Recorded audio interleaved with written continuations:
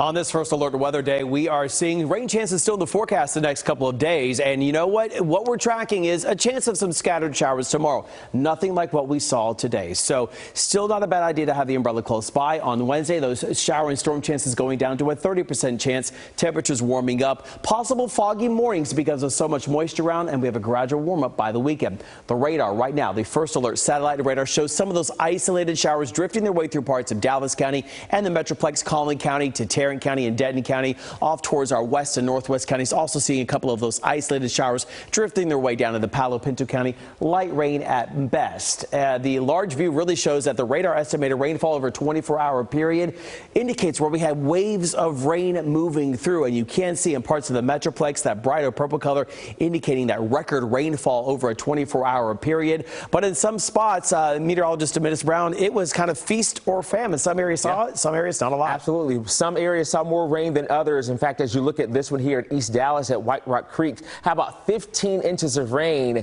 And that was taken at 1 o'clock this afternoon, so that 24-hour rain total there. But then you go about 25 miles away in McKinney at the airport there, less than an inch of rainfall. So feast or famine, but it was just a lot of rain falling in a very short period of time for a lot of us. And when we talk about a ton of rain, this is a ton of rain. And really, I don't even have to say it because you know exactly what you experienced at home and in your neighborhoods. But how about 9 inches of rain, more than that, for a 24-hour rainfall total at DFW Airport. And this is second wettest August on record at 10:08 there. 10 inches, more than 10 inches of rain.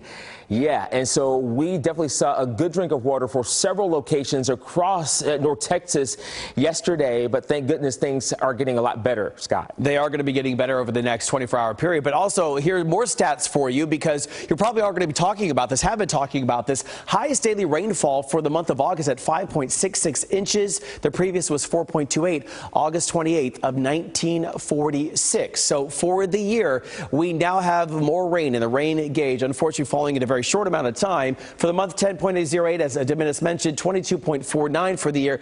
We're now down by about an inch, a little bit more than an inch and a quarter. Remember, we were down by more than 10 inches of rain, so it's helping us out with the drought, but definitely caused a lot of devastation in parts of North Texas. And we know in one spot, definitely a deadly situation this morning. Flood watch remains in effect until 8 o'clock this evening through the majority of North Texas, the southern counties until about 7 o'clock because the ground's saturated and a lot of that water is continuing to recede.